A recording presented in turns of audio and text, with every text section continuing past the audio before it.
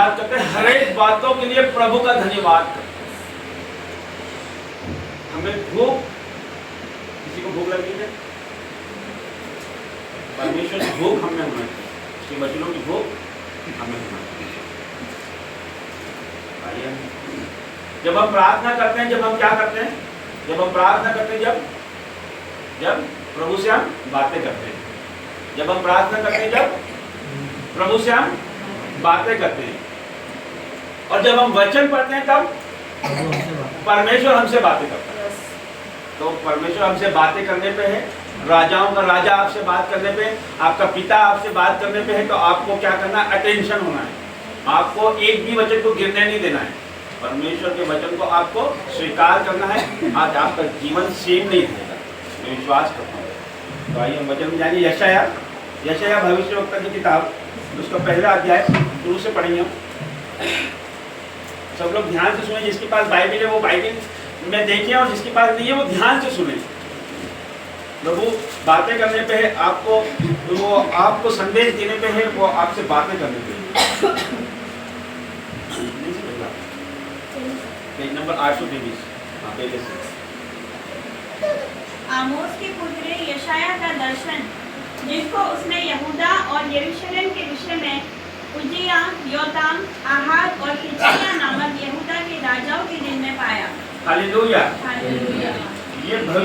ये यशायाह भविष्यवक्ता जो एक नबी है, परमेश्वर का चुना हुआ है, उसका दर्शन है। उसने क्या देखा, परमेश्वर ने उसे क्या दिखाया और क्या बताने को कहा है, ये यहूदा और यरूशलेम राज्य के विषय में बताता है। जो राजा थे वहाँ पे, उन राजाओं के राज्य में के दिनों में जो उसने दर्शन देखा, उसका वर्णन वो कर रहा है। आज ध्यान से सुनिए। हे स्वर्ग सुन, और हे पृथ्वी कान लगा, क्योंकि यहोवा कहता है, मैंने बाल बच्चों का पालन पोषण किया और उनको बढ़ाया भी, परंतु उन्होंने मुझसे बलवा किया। बैल तो अपने मालिक को और गधा अपने स्वामी की चरनी को पहचानता है, परंतु इज़राइल मुझे नहीं जानता, मेरी प्रजा विचार नहीं करती। हालेलुया। हालेलुया। बहुत ध्यान से सुनने वाली बात है। देखिए, हे स्वर्ग सुन, क्या कहता है?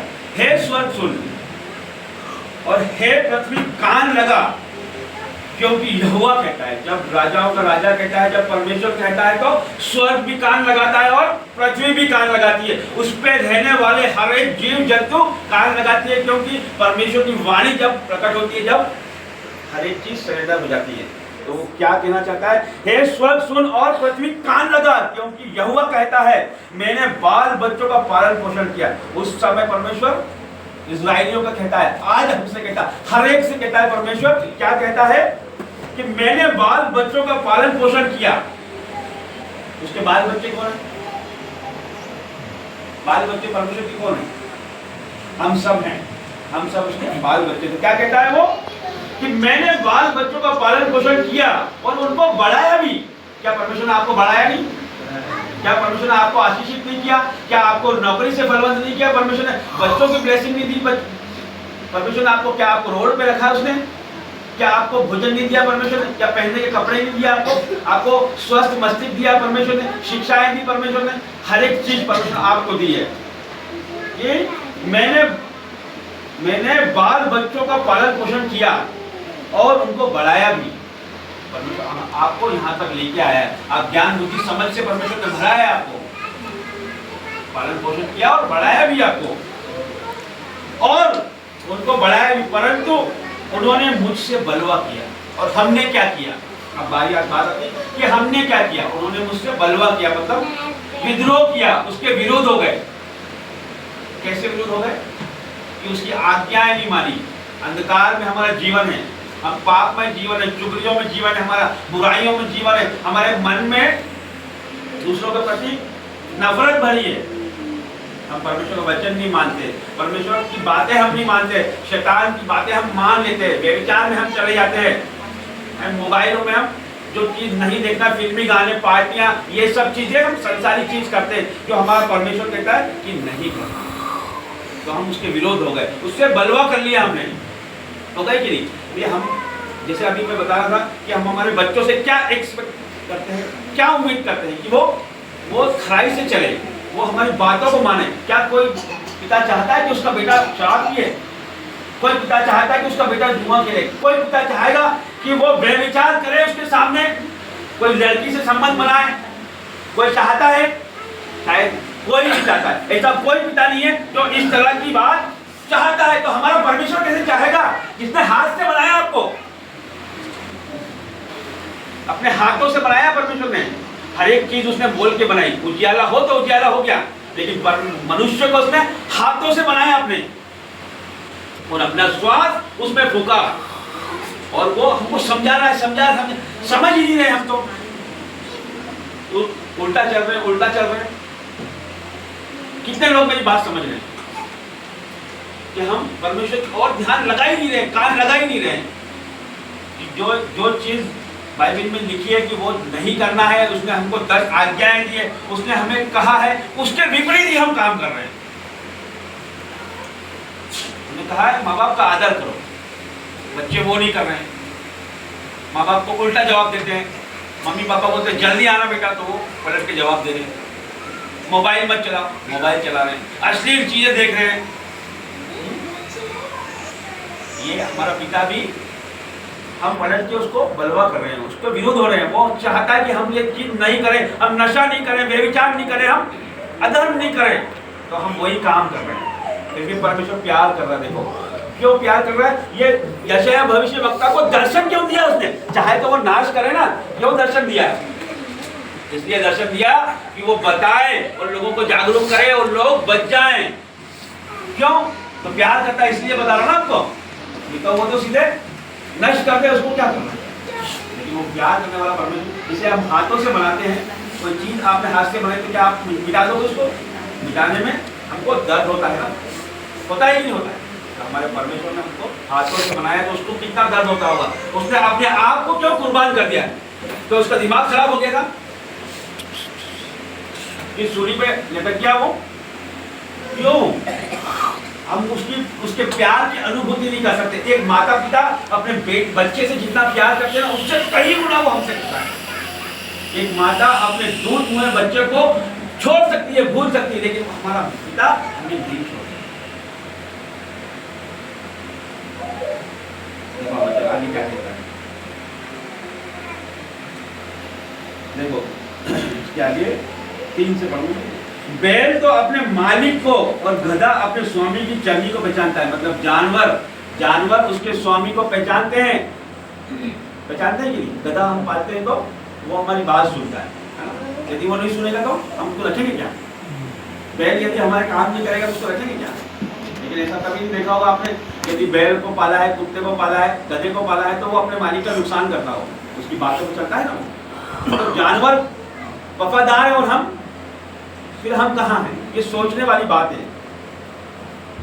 यदि आप समझ लो कि आज यदि प्रभु आ जाए, आपको सबको पता है कि परमेश्वर आने वाला है ना? वो महिमा के साथ आएगा बादलों पे, घोड़े पे सवार होके, और जो उसके लोग होंगे उसको उठा लेगा, और जो पापी हैं, जो उसके अधर्म में चलते हैं, उसे इस नरक में छोड़ देगा। वो उनकी जिंदगी इससे भी बदतर हो जाएगी। तो यदि आप सोच लो कि यदि वो आज आ गया तो हम कहाँ पे होंगे? क्या वो हमको उठा लेगा? ये हमें जांचने वाली बात है, एनालिसिस करने की बात है कि आज हम कहाँ हैं। क्या हम उस लायक हैं कि नहीं कि परमेश्वर हमको बचाए, या हम परमेश्वर के साथ आनंद मनाएं? परमेश्वर ने हमें आनंद के लिए रखा है, हमें नुकसान के लिए, चिंताओं के लिए, है ना, मनमुटाव के लिए नहीं रखा है। परमेश्वर उसने हमें नहीं बनाया, उसने हमें आनंद के लिए बनाया है। देखो आगे क्या लिखा है 4 में, हाय यह जाति पाप से कैसे भरी है। क्या बोल रहा है कि हाय यह जाति पाप से कैसे भरी है, यह समाज अधर्म से लदा हुआ है, इस वंश के लोग कैसे कुकर्मी हैं, ये बाल बच्चे कैसे बिगड़े हुए हैं। पिता बोल रहा है कि ये बाल बच्चे कैसे बिगड़े हुए हैं। ये कौन बोल रहा है? यहोवा बोल रहा है, परमेश्वर बोल रहा है। उन्होंने यहोवा को छोड़ दिया। जब हम उसकी बात नहीं मानते, उसके कहे पे नहीं चलते, भवन में नहीं आते, प्रार्थना अटेंड नहीं करते, उपवास नहीं रखते, नाइट प्रेयर नहीं करते, वचन नहीं पढ़ते, तो हमने उसे छोड़ दिया है ना। हम अपने टाइप को नहीं बोलते, दशवांश को नहीं बोलते, अपने ऑफरिंग को नहीं बोलते है, तो परमेश्वर अपने समय का दशवांश नहीं देते हम, तो हमने उसे छोड़ दिया है। उन्होंने यहोवा को छोड़ दिया है, हमने परमेश्वर को छोड़ दिया है। उन्होंने इजराइल के पवित्र को तुच्छ जाना, वे पराये बनकर दूर हो गए। आज मैं आपको एक चीज और बताऊंगा कि आप बहुत सारे लोग यहाँ पे मौजूद हैं और बहुत सारे लोग जो सुन रहे हैं वो ये सोचते होंगे कि क्यों हमारी प्रार्थना स्वीकार नहीं हो रही है, क्यों हमारी प्रार्थना परमेश्वर नहीं सुन रहा है। मैं तो सब चीज करता हूँ, मैं तो प्रार्थना करता हूँ, परमेश्वर को याद करता हूँ और बाइबल पढ़ता हूँ और समय समय पर भवन भी जाता हूँ, सब चीज करता हूँ, क्योंकि परमेश्वर मेरी प्रार्थना का उत्तर नहीं देता है। बहुत से लोग होंगे ना ऐसे, है या नहीं? आपने भी अपने जीवन में महसूस किया होगा कि आप मेरी प्रार्थना में जो मैं चाहता हूँ वो नहीं हो पा रहा है, जो मेरा काम है वो नहीं हो पा रहा है, बच्चे मेरे हिसाब से नहीं चल पा रहे हैं, मेरा परिवार मेरे हिसाब से नहीं चल पा रहा है, जो मैं चाहता हूँ वो अचीवमेंट नहीं कर पा रहा हूँ। शायद कहीं ना कहीं रुकावट है, कहीं आशीष रुकी हुई है, कहीं प्रार्थना मेरी स्वीकार नहीं हो रही। क्या कारण है? ऐसा होता है हमारे जीवन में, अक्सर होता है कि प्रार्थना हमारी सुनी नहीं जाती और आपकी सुनी भी नहीं जाएगी। ये मैं बता दूं आपको, 100% वचन से बताऊंगा मैं आपको कि आपकी प्रार्थना कभी सुनी भी नहीं जाएगी, क्योंकि परमेश्वर का वचन ही कहता है कि मैं तुझसे मुंह फेर लूंगा तेरी तरफ, और तू कितनी भी प्रार्थना करे मैं नहीं सुनूंगा। देखो आगे वचन क्या कहता है, तुम बलवा करके क्यों अधिक मार खाना चाहते हो। हम हमारे बच्चों को बोलते हैं क्यों मार खाने के काम कर रहा है, बोलते हैं ना, तो परमेश्वर भी बोल रहा है कि और करते जाओ, तुम उल्टे काम और करते जाओ, तो क्या होगा? तुम बलवा करके क्यों अधिक मार खाने का खाना चाहते हो। तुम्हारा सिर घावों से भर गया और तुम्हारा हृदय दुख से भरा है। पांव से सिर तक कहीं भी कुछ आरोग्यता नहीं, केवल चोट और कोई मार की चिन्ह। मतलब हम दुखों से भरा है हमारा जीवन, अंदर से हम टूटे हुए हैं, मन हमारा खंडित है, हम अंदर से हमारा समझ नहीं आ रहा कि क्या करें। दुख हमारे जीवन पे घेरे हुए हैं क्योंकि हम शैतान हमारे जीवन पे अधिकार किए हुए हैं। और क्या कहता है? कोड़ों की मार के चिन्ह और सड़े हुए घाव हैं जो न दबाए गए, न बांधे गए, न तेल लगा के नरमाए गए। हमारे अंदरूनी घाव जो दिखाई नहीं दे रहे हैं वो इस तरह के हैं जिस तरह से एक सूखा हुआ घाव होता है, जिसमें जरा सा टच हो जाए तो किस तरह का दर्द होता है। इस तरह का हमारे जीवन है, अंदर से हम जानते हैं, हमारे जीवन को हम जानते हैं और मेरा परमेश्वर जानता है और कोई नहीं जानता है कि हम कितने दुखों में हैं, कितने अंधकार में, कितने पाप में हैं। पाप तो मृत्यु को लेकर आता है और दुखों को भी लेकर आता है। देखो आगे हम पढ़ेंगे, इसी के 13 से हम पढ़ेंगे, व्यर्थ अनबली फिर मत लाओ, धूप से मुझे घृणा है, नए चांद और विश्राम का मानना और सभाओं का प्रचार करना यह मुझे बुरा लगता है। जो चांद देख के हम पर्व मनाते हैं ना, ये सब ये परमेश्वर ग्रहण योग्य नहीं है। और विश्राम का दिन भी मान रहे हैं और महासभाओं में प्रचार भी कर रहे हैं और अंदर से मैल है, तो ये परमेश्वर को अच्छा नहीं लगता है, ये बुरा लगता है उसको। यह मुझे बुरा लगता है, महासभाओं के साथ ही साथ अनर्थ के काम करना मुझसे सहा नहीं जाता। तो परमेश्वर बोल रहा है मुझसे सहा नहीं जाता है। जब प्रभु से सहा नहीं जाएगा तो हम नष्ट हो जाएंगे। ये इसकी चेतावनी है, उसने दर्शन में यशायाह भविष्यवक्ता को बताया और वो बयान कर रहा है। देखो आगे क्या लिखा है, तुम्हारे नए चांद और नियत पर्वों के मानने से जो जी से बैर रखता हूं मैं। तो काम हम अन्य जातियों को देख के करते हैं, यदि उन्होंने उपवास रख लिया है, उन्होंने खिचड़ी बनाई है साबूदाने की, तो हम भी उनके साथ शरीक हो जाते हैं। ये हमें नहीं करना है। परमेश्वर जी से बैर रखता है ऐसी चीजों से।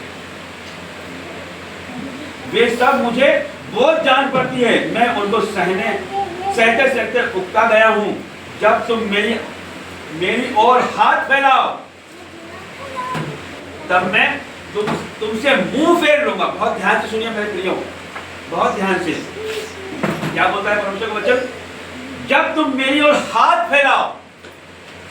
हम फैलाते ना परमेश्वर की ओर हाथ, किसकी ओर हाथ फैलाए हम?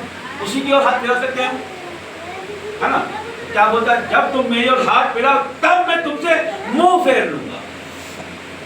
साफ बोल दिया है, जब तुम मेरी ओर आओगे तो मैं मुंह फेर लूंगा। तुम कितनी भी प्रार्थना क्यों ना करो तो भी मैं तुम्हारी ना सुनूंगा। अब हम क्या करें?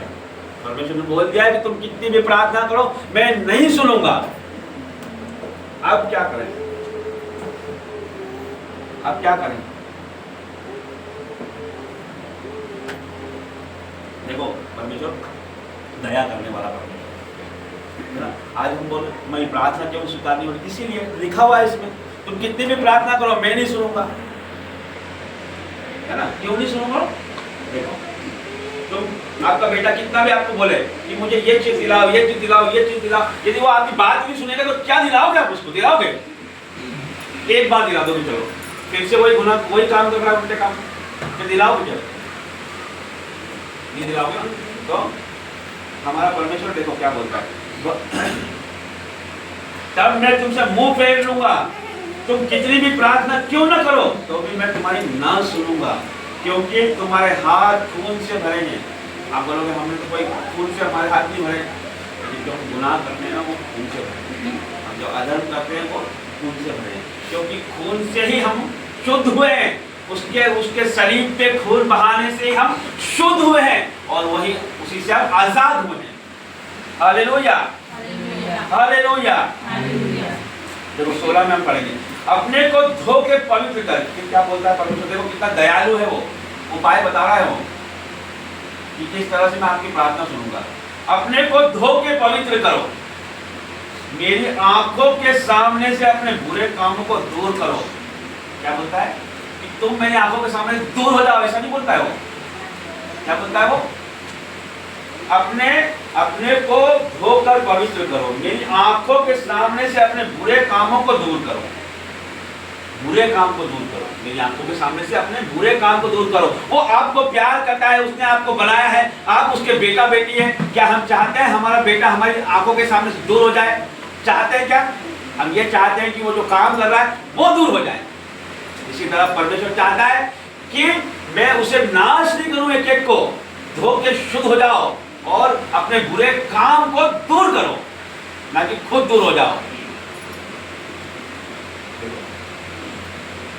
अपने को धो के पवित्र करो, मतलब अंगीकार करो, परमेश्वर के आगे सरेंडर हो जाओ, परमेश्वर के आगे अंगीकार करो, घुटनों पे आ जाओ और अपने हर एक अधर्म को याद करके परमेश्वर के आगे रख दो और उसको कहो कि परमेश्वर तेरे लहू से धो के शुद्ध कर मुझे। परमेश्वर प्रभु मेरे हर एक अधर्म को आज मिटा दे परमेश्वर, मैं गुनहगार हूँ परमेश्वर, तेरे सम्मुख उपस्थित हूँ परमेश्वर, तूने मुझे बनाया परमेश्वर, तू मेरा उठना बैठना जानता है परमेश्वर, मेरा विचारों को तू दूर से समझ लेता है क्योंकि तूने मुझे बनाया है।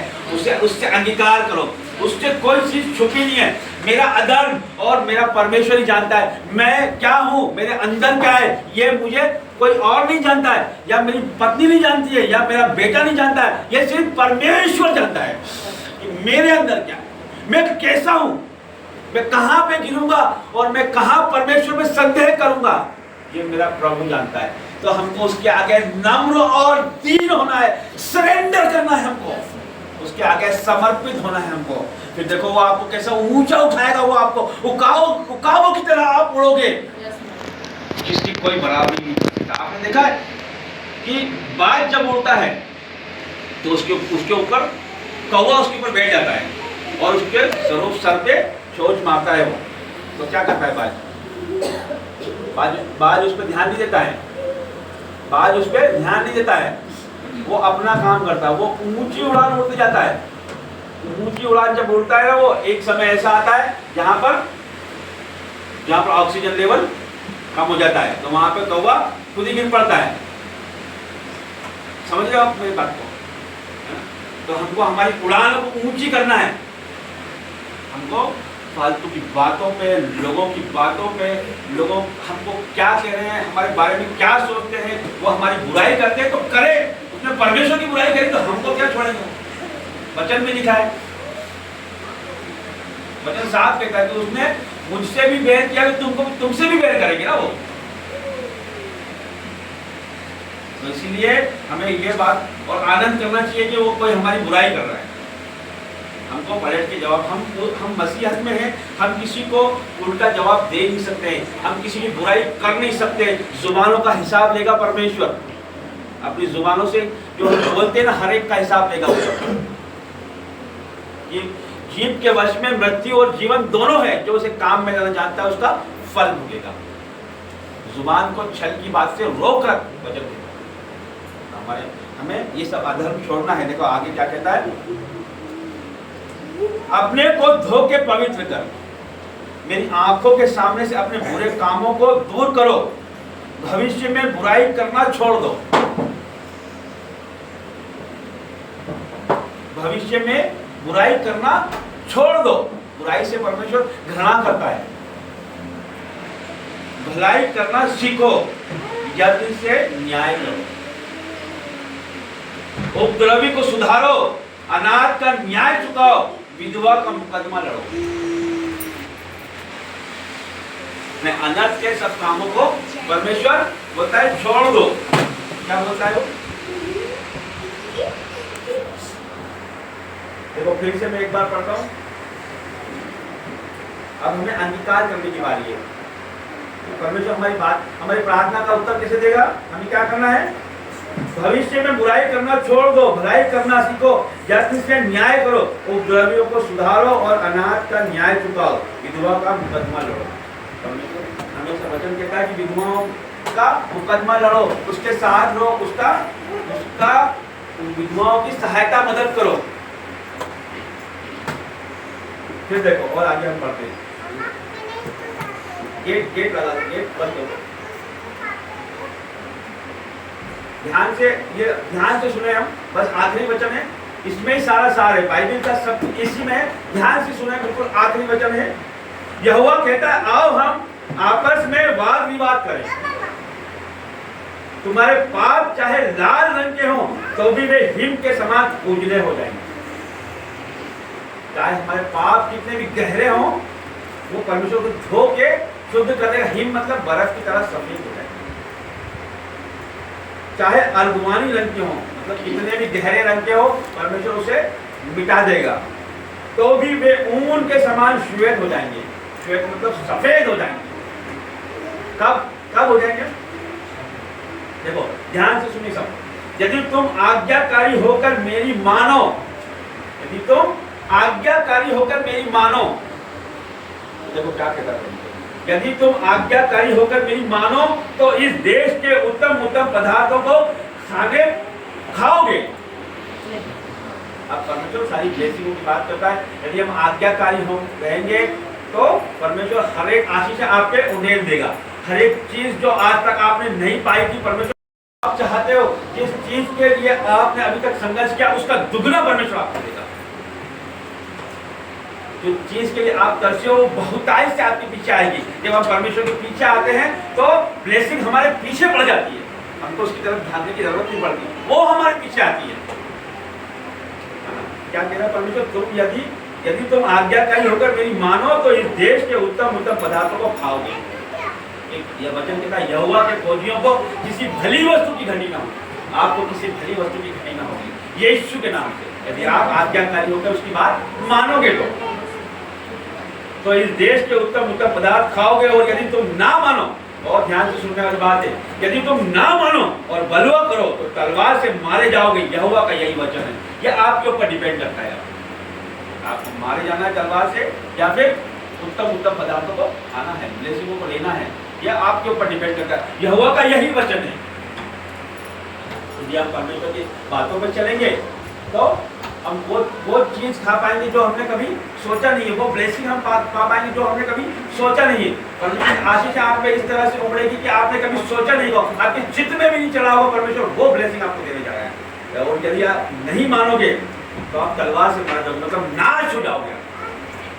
आपका जीवन अंधकार हो जाएगा, आपका जीवन दुखों में हो जाएगा, आपका जीवन चिंताओं में हो जाएगा, आपका जीवन कलेशों में हो जाएगा, बीमारियों में हो जाएगा आपका जीवन। यदि हम बीमारी में हम खुद लाते हैं, बीमारी आती नहीं है, हम हमारे कामों से बीमारियों को लाते हैं।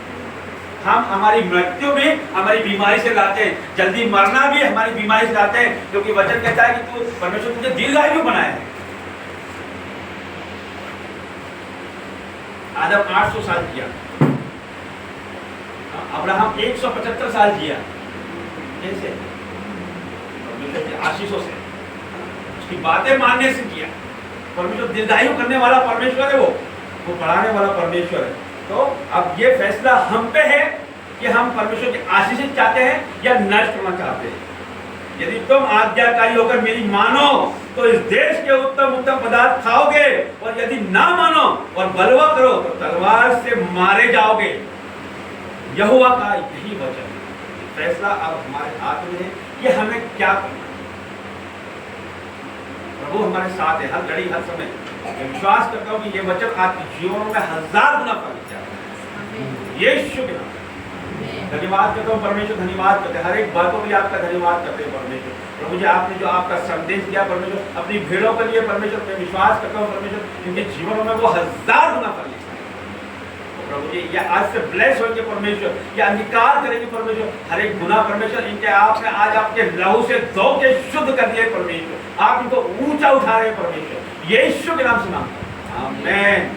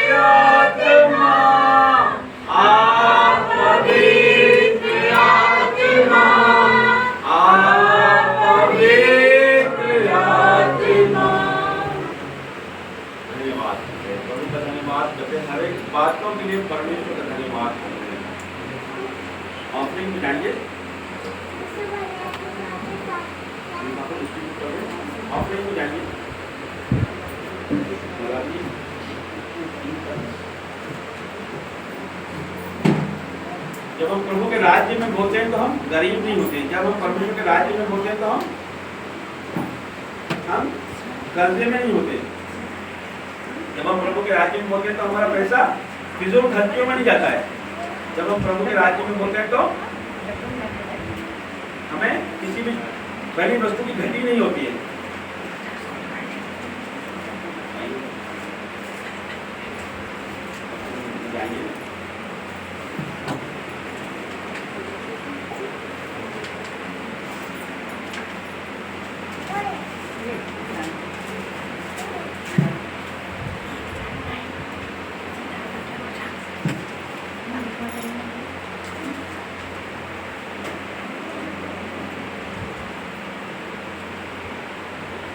मलाकी 3:10 में परमेश्वर कहता है सारे दशमांश भंडार में ले आओ कि मेरे भवन में भोजन वस्तु रहे।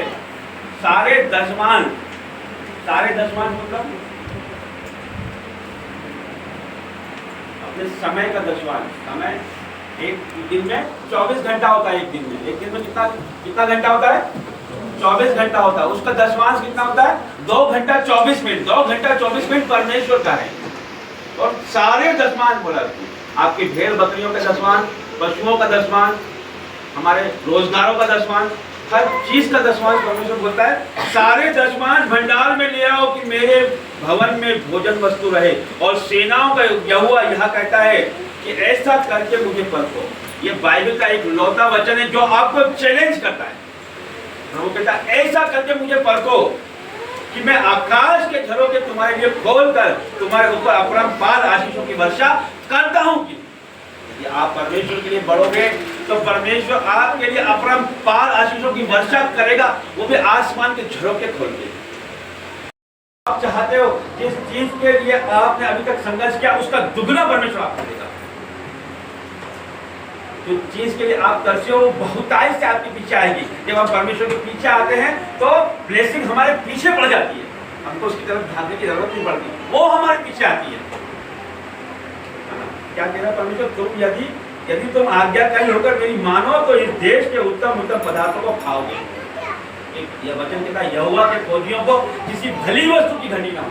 आपको किसी भली वस्तु की घटी ना होगी यीशु के नाम से, यदि आप आज्ञाकारी होकर उसकी बात मानोगे तो इस देश के उत्तम पदार्थ खाओगे। और यदि तुम ना मानो, बहुत ध्यान से सुनने वाली बात है, यदि तुम ना मानो और बलवा करो तो तलवार से मारे जाओगे। यहोवा का यही वचन है। यह आपके ऊपर डिपेंड करता है, आपको मारे जाना है तलवार से या फिर उत्तम पदार्थों को खाना है, ब्लेसिंगों को लेना है।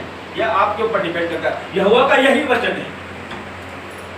यदि हम परमेश्वर की बातों पर चलेंगे तो हम वो चीज खा पाएंगे जो हमने कभी सोचा नहीं है, वो ब्लेसिंग हम पा पाएंगे जो हमने कभी सोचा नहीं है। परमेश्वर की आशीष आप पे इस तरह से उमड़ेगी कि आपने कभी सोचा नहीं होगा, आपके चित्त में भी नहीं चला होगा। परमेश्वर वो ब्लेसिंग आपको देने जा रहा है। और यदि आप नहीं मानोगे तो आप तलवार से मार जाओगे, मतलब नाश हो जाओगे। आपका जीवन अंधकार हो जाएगा, आपका जीवन दुखों में हो जाएगा, आपका जीवन चिंताओं में हो जाएगा, आपका जीवन कलेशों में हो जाएगा, बीमारियों में हो जाएगा आपका जीवन। यदि हम बीमारी में हम खुद लाते हैं, बीमारी आती नहीं है, हम हमारे कामों से बीमारियों को लाते हैं। हम हमारी मृत्यु भी हमारी बीमारी से लाते हैं, जल्दी मरना भी हमारी बीमारी से लाते हैं। क्योंकि वचन कहता है कि तू परमेश्वर तुझे दीर्घायु बनाया है। आदम 800 साल किया, अब्राहम 175 साल जिया। कैसे? परमेश्वर की आशीषों से, उसकी बातें मानने से किया। परमेश्वर दीर्घायु करने वाला परमेश्वर है, वो बढ़ाने वाला परमेश्वर है। तो अब ये फैसला हम पे है कि हम परमेश्वर की आशीष चाहते हैं या नष्ट करना चाहते हैं। यदि तुम आज्ञाकारी होकर मेरी मानो तो इस देश के उत्तम पदार्थ खाओगे। और यदि ना मानो और बलवा करो तो तलवार से मारे जाओगे। यहोवा का यही वचन है। फैसला अब हमारे हाथ में है कि हमें क्या करना है। प्रभु हमारे साथ है हर घड़ी हर समय। मैं विश्वास करता हूँ कि ये वचन आपके जीवनों में 1000 गुना फल जाएगा। यीशु के नाम धन्यवाद करता हूँ परमेश्वर, धन्यवाद करते हैं हर एक बातों के लिए आपका धन्यवाद करते हैं परमेश्वर। प्रभु जी आपने जो आपका संदेश दिया परमेश्वर अपनी भीड़ों के लिए परमेश्वर, मैं विश्वास करता हूँ परमेश्वर इनके जीवनों में वो 1000 गुना फल लेगा। प्रभु जी ये आज से ब्लेस होंगे परमेश्वर, ये अंगीकार करेंगे परमेश्वर। हर एक गुना परमेश्वर इनके आपने आज आपके लहू से धो के शुद्ध कर दिया परमेश्वर। आप इनको ऊंचा उठा रहे हैं परमेश्वर, यीशु के नाम से नाम, आमीन।